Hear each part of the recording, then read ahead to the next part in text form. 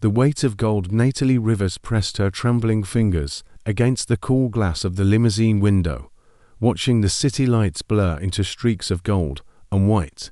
24 years old, and her life had just been signed away like a business transaction. The leather briefcase on the seat beside her contained the contract, 3 copies, all bearing her father's signature. Not hers, never hers. She hadn't been asked, she'd been told.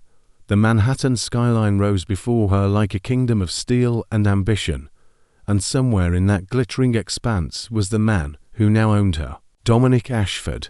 The name alone sent ice through her veins. Tech billionaire, corporate predator, a man whose face graced magazine covers with the same cold intensity that reportedly filled his boardrooms. At 32, he'd built an empire from algorithms and ruthless precision, and now, for reasons she didn't fully understand, he'd purchased the one thing her family had left to sell. Her dot entering the fortress Ashford Tower pierced the night sky, a shard of black glass. 70 stories of architectural dominance that seemed to swallow the stars themselves. As the limousine glided to a stop beneath the private entrance, Natalie's heart hammered against her ribs. A uniformed attendant opened her door, his face professionally blank, as if escorting sold women was simply part of the evening routine. The elevator ride to the penthouse was silent except for the whisper of ascending floors. Natalie studied her reflection in the polished steel doors. Her auburn hair fell in waves over the shoulders of a cream silk blouse she'd chosen that morning, back when she still had choices. Her green eyes looked bright, fever bright with unshed hairs and stubborn pride. She dressed herself carefully, wanting to look dignified, not defeated. The dark trousers and low heels were practical, armor of a sort. She refused to arrive looking like a gift wrapped for his pleasure. When the elevator doors opened, she stepped into another world. The penthouse sprawled before her, in shades of charcoal and steel. Floor-to-ceiling windows, revealing the city spread beneath like a constellation brought to earth. Modern art hung on exposed brick walls. A grand piano sat near the windows, black and gleaming. Everything screamed wealth, but whispered loneliness. First Encounter stood with his back to her, silhouetted against the window, hands in the pockets of tailored black trousers. Even from behind, Dominic Ashford radiated control. His white shirt was crisp, sleeves rolled to his elbows, revealing forearms that suggested he didn't spend all his time behind a desk. His dark hair was slightly disheveled, as if he'd been running his fingers through it. "Miss Rivers," his voice cut through the silence, deep and measured. He didn't turn around. "You're punctual. I appreciate that." Natalie lifted her chin, forcing steadiness into her voice. "I didn't realize I had a choice in the matter." That made him turn. The first thing she noticed were his eyes, slate gray and impossibly cold, analyzing her with the same intensity he probably applied to market trends and corporate acquisitions. His face was striking, sharp cheekbones and a strong jaw, but there was something harsh in the set of his mouth, something wounded beneath the ice. "You always have choices, Miss Rivers." He moved toward a bar cart, pouring amber liquid into 2 crystal glasses. "You could have run, disappeared, refused to honor your father's agreement, and let my parents lose everything. Let my younger sister's college fund evaporate." Natalie stepped forward, anger giving her courage. "What kind of choice is that?" "The kind that reveals character." He extended one glass toward her. When she didn't take it, he shrugged and set it on the glass coffee table between them. "Your father certainly didn't hesitate when he made his choices. Embezzlement, fraud, destruction of competitor assets." His eyes hardened. "My family's assets. Specifically." The words landed like stones in still water, ripples of understanding spreading through her confusion. "What are you talking about?" The truth behind the transaction. Dominic moved to the window, his profile sharp against the city lights. 8 years ago, your father was a mid-level executive at Ashford Industries. My father trusted him, gave him access to proprietary technology we'd spent millions developing. Instead of loyalty, your father sold our trade secrets to our biggest competitor. When the truth came out, my father's company collapsed. The stress killed him within a year. My mother followed 6 months later. Broken heart, the doctors said. I call it murder by proxy. Natalie felt the room tilt slightly. She'd always known her father was ambitious, sometimes ruthlessly so. But this, I was 16. I didn't know anything about his business dealings. I'm aware. Dominic's voice remained flat, emotionless. You were a child, innocent, which is precisely why you're here and not in a courtroom. I don't want legal justice, Miss Rivers. The statute of limitations passed years ago, and your father hid his tracks well. What I want is poetic justice. He took everything from me, so I'm taking something from him. You, the cruelty of it stole her breath. I'm not a thing to be taken. Then what are you? He turned to face her fully, and for the first time, she saw something flicker behind the ice. Pain, perhaps, or hunger. According to the contract your father signed, you're my wife for the next 3 years. You'll live here, appear at my side when required, and maintain the fiction that this arrangement is legitimate. In return, your family keeps their house, your sister finishes college, and your parents avoid bankruptcy. After 3 years, you're free to go with a considerable settlement. Why 3 years? Natalie whispered. Because that's how long it took my family to fall apart after your father's betrayal. Dominic finished his drink in one smooth motion. Symmetry appeals to me. The first night showed her to her room. A spacious suite decorated in soft greys and whites, attached to the master bedroom by a connecting door. Your space, he said, gesturing to the room. I won't enter without permission. Despite what you might think, I'm not a monster. Just a man who buys women for revenge.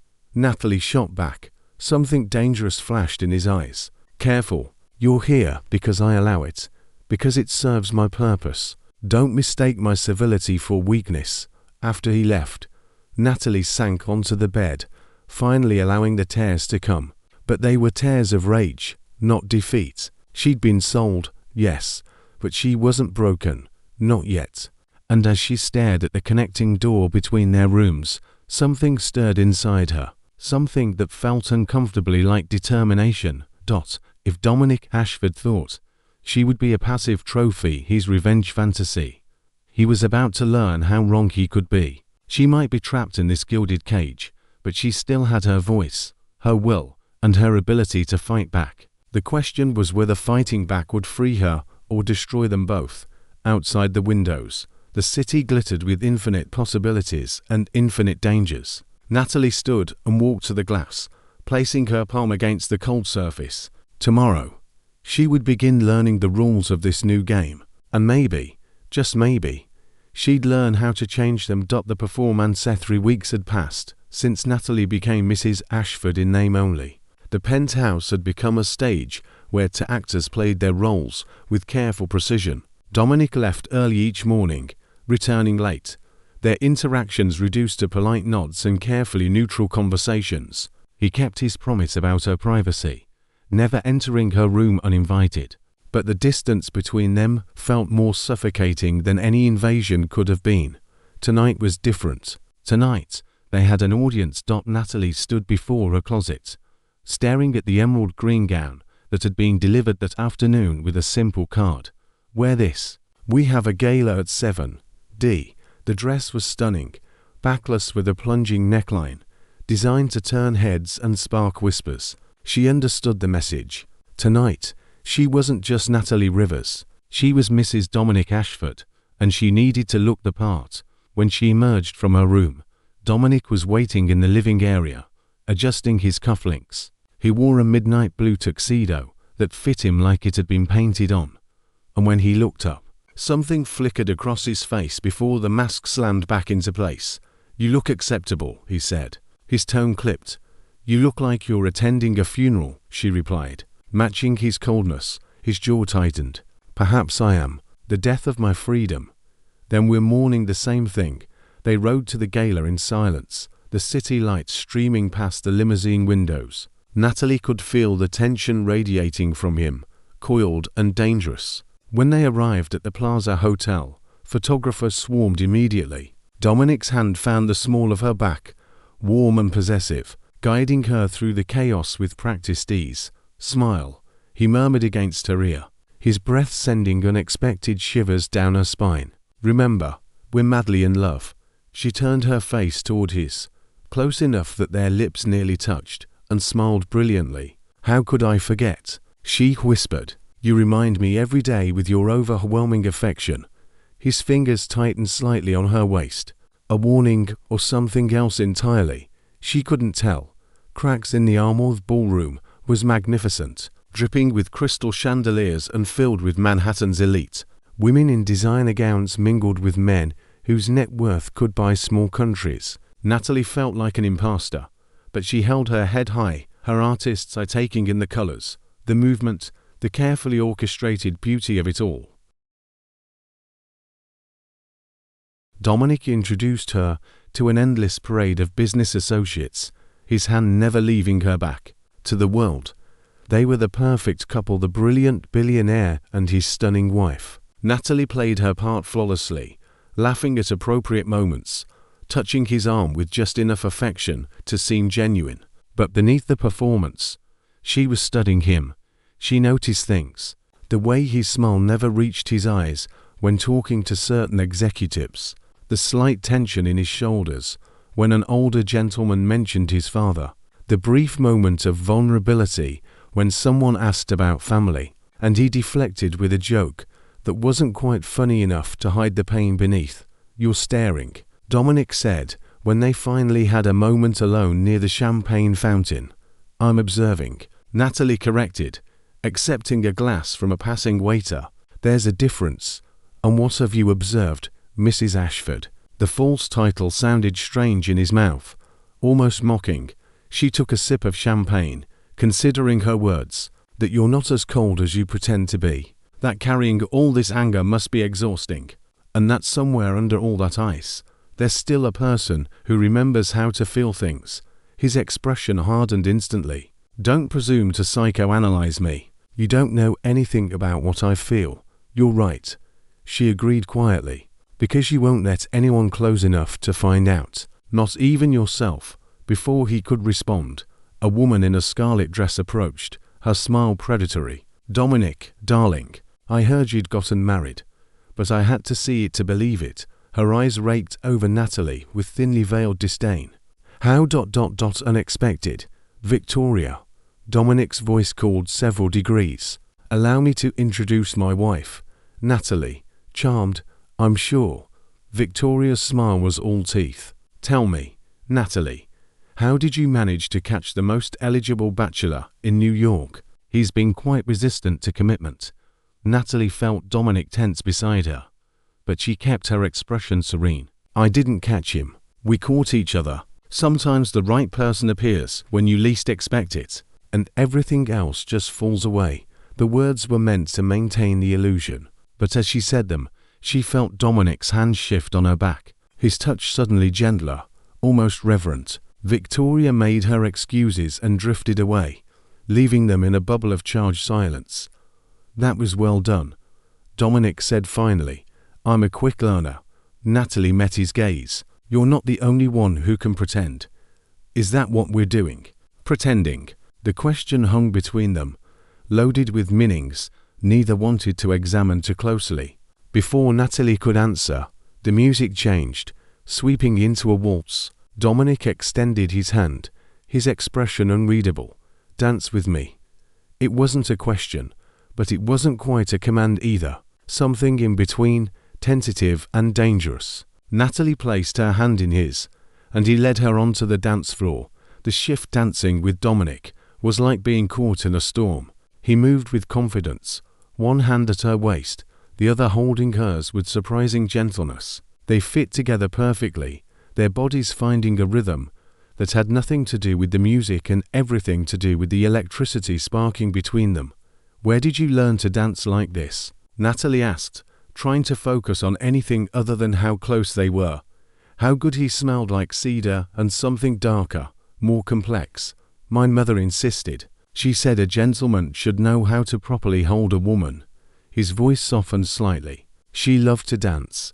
Tell me about her." For a moment, she thought he wouldn't answer. Then, quietly, he began to speak. "She was an artist, like you.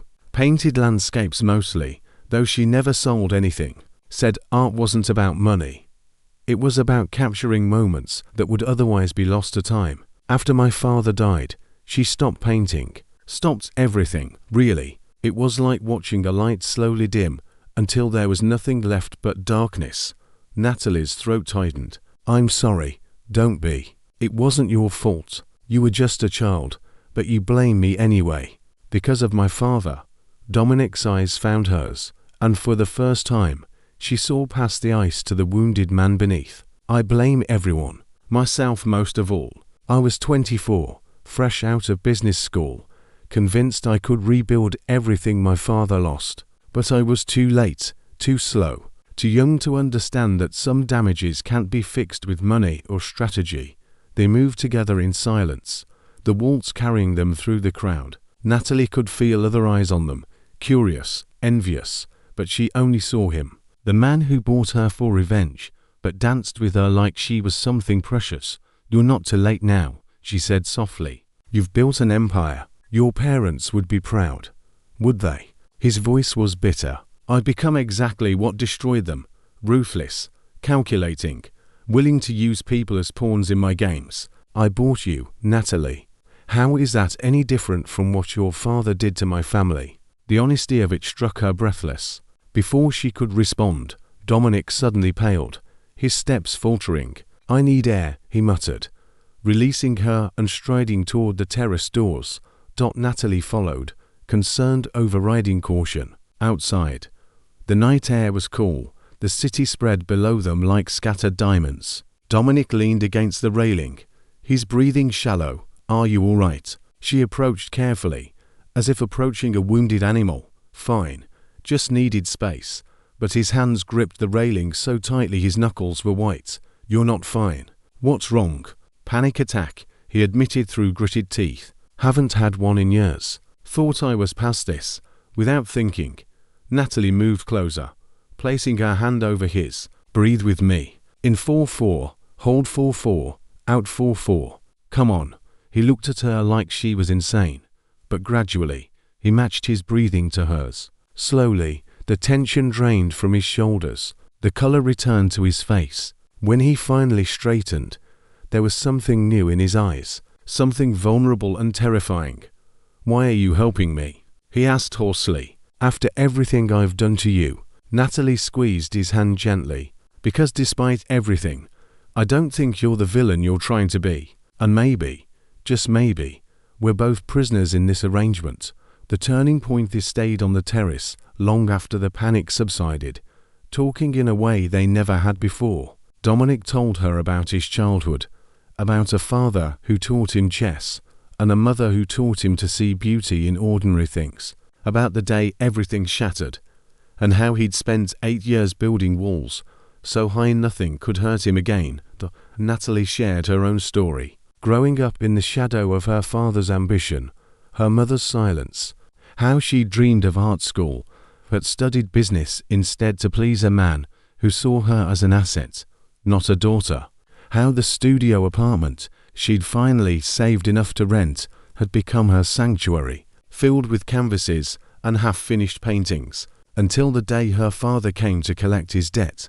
What did you paint? Dominic asked, genuine curiosity in his voice. Everything, anything, mostly cityscapes, people in motion. I loved capturing moments where someone didn't know they were being watched, when they were most themselves. She smiled softly. I haven't painted since I came here. Haven't even thought about it. Why not? Because everything here feels like a performance, including me.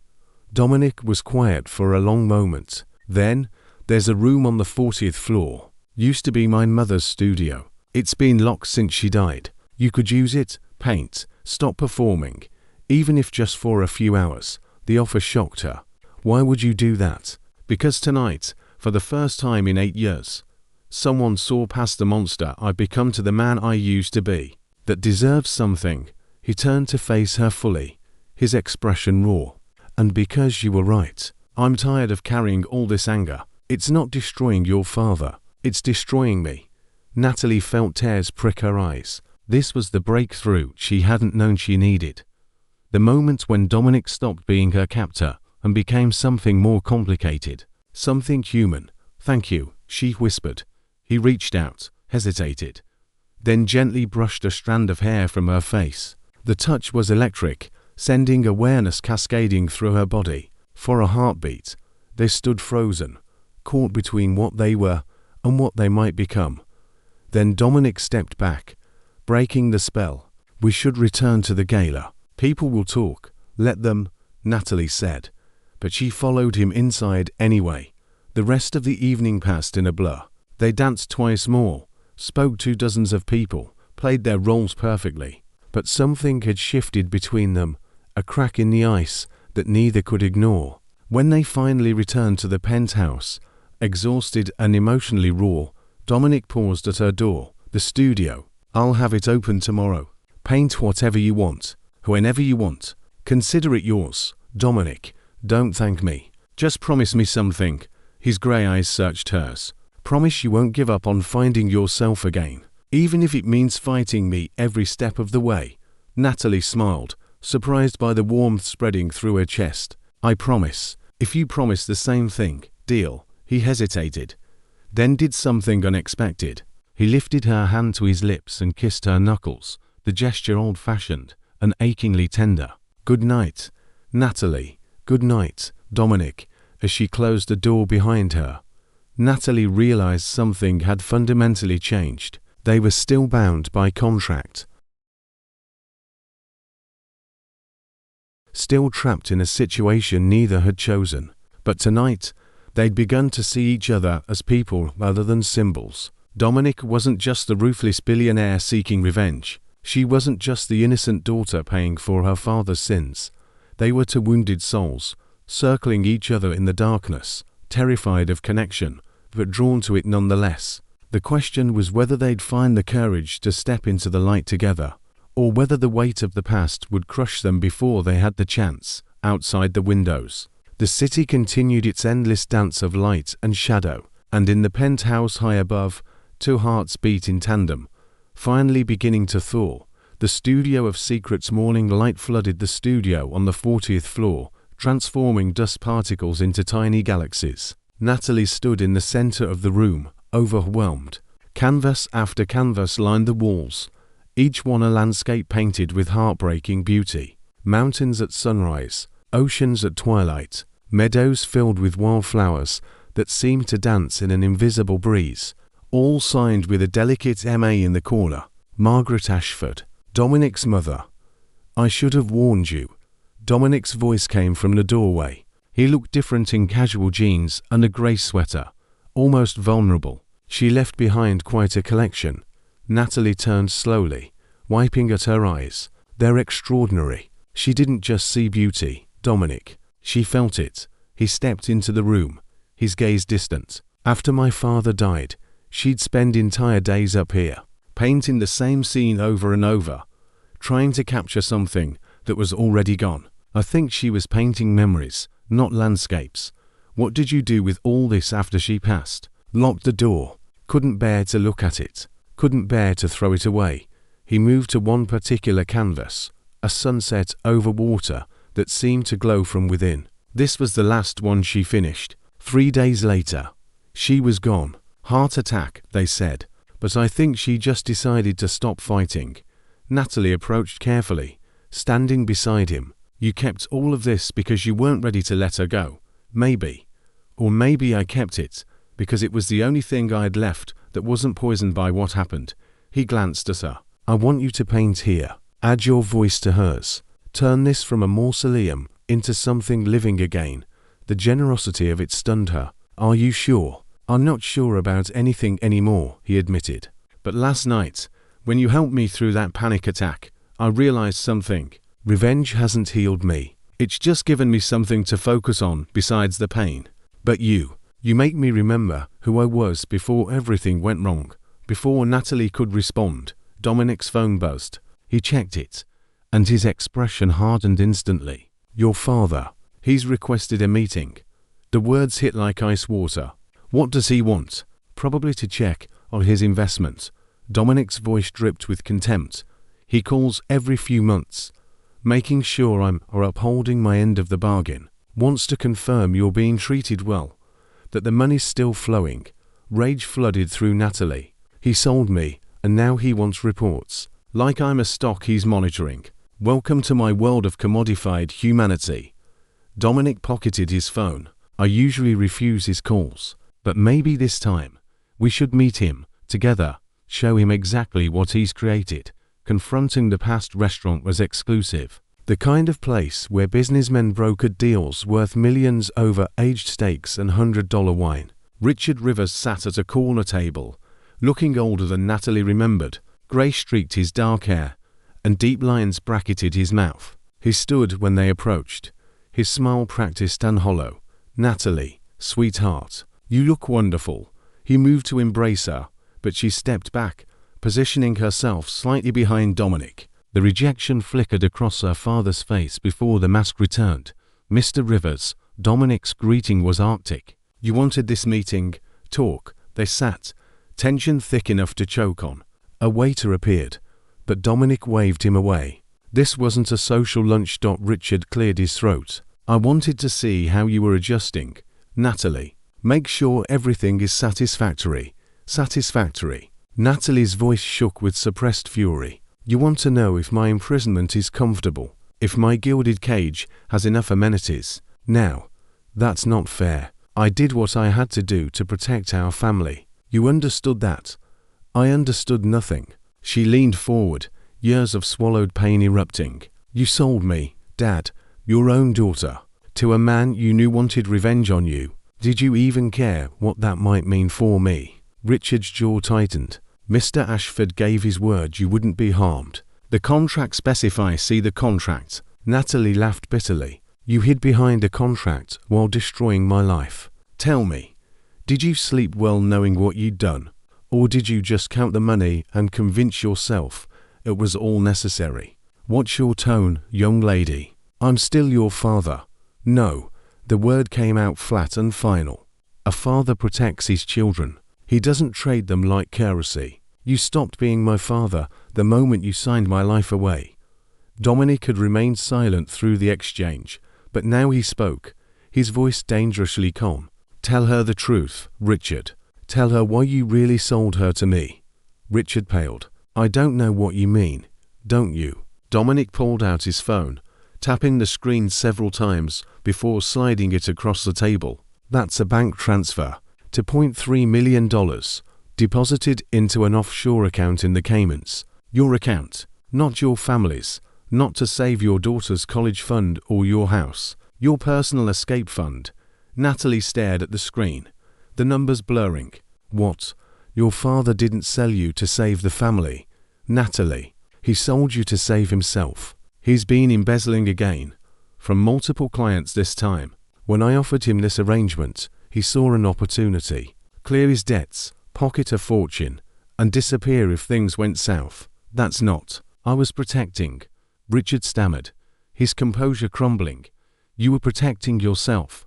Dominic's voice cut like a blade. Just like you did 8 years ago, when you destroyed my family. You take what you want and let others pay the price. Natalie felt something break inside her.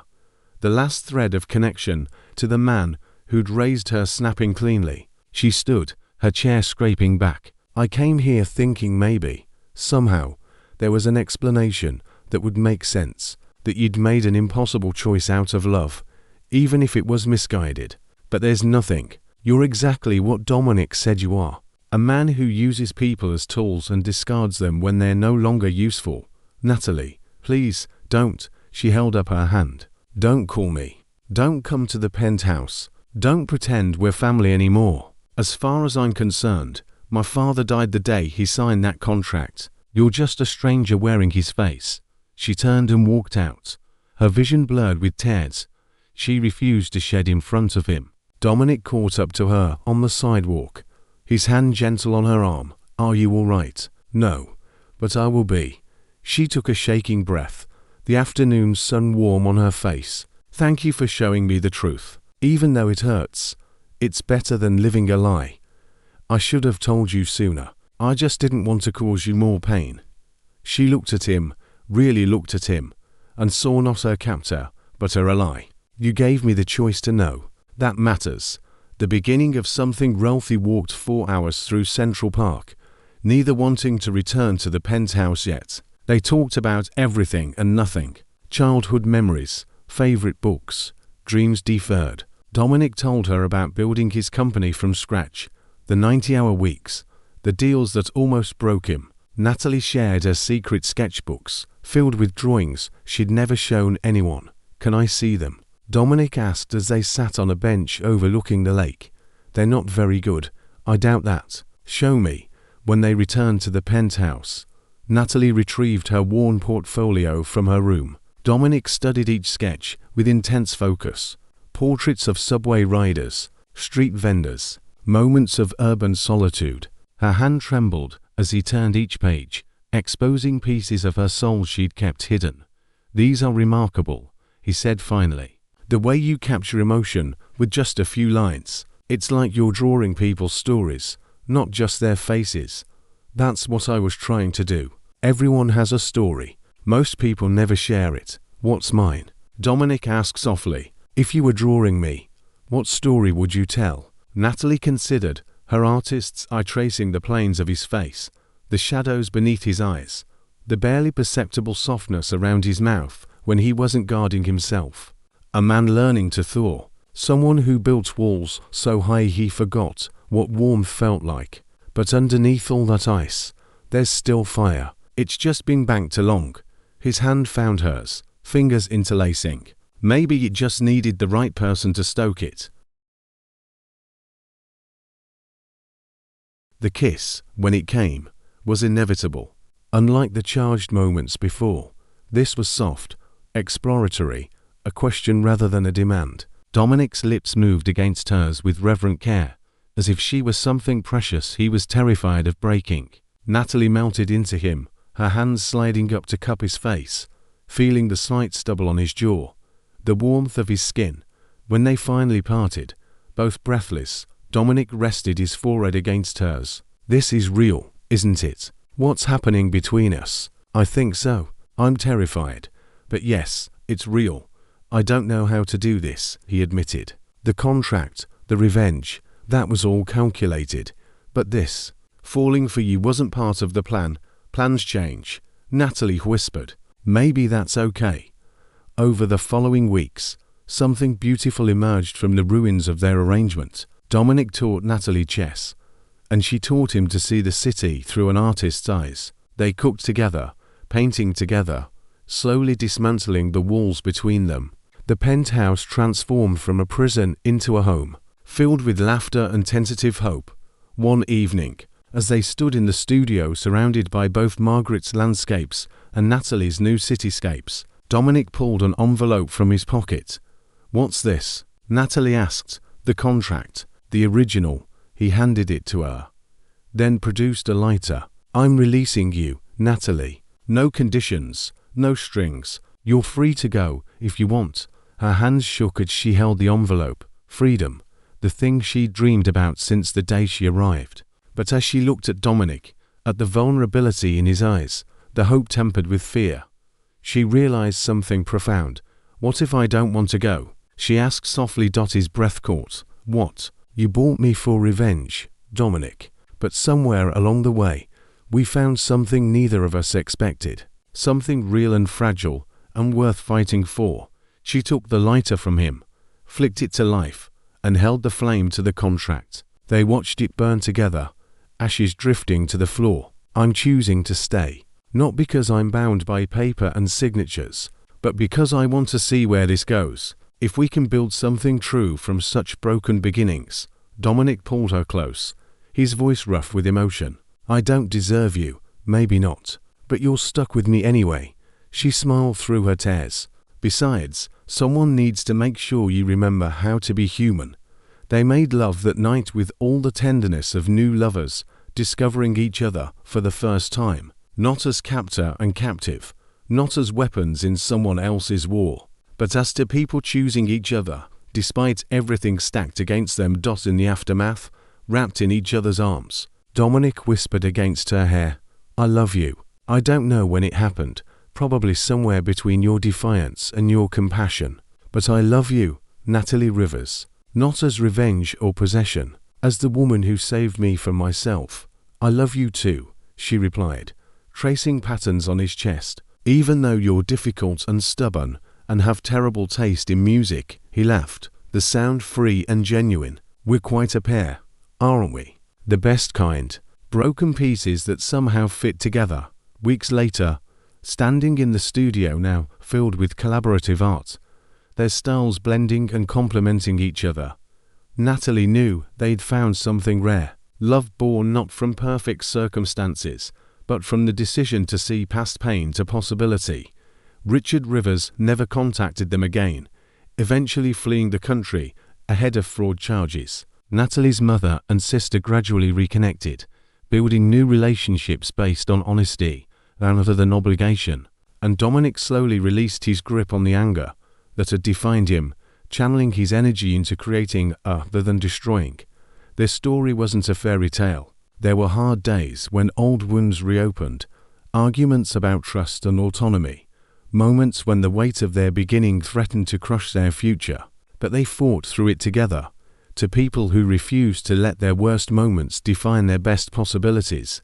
1 year after burning the contract, Dominic proposed properly with a ring he designed himself and a promise that every day forward would be a choice they both made freely. Natalie said yes not because she had to, but because she wanted to, because love without chains was the only kind worth having.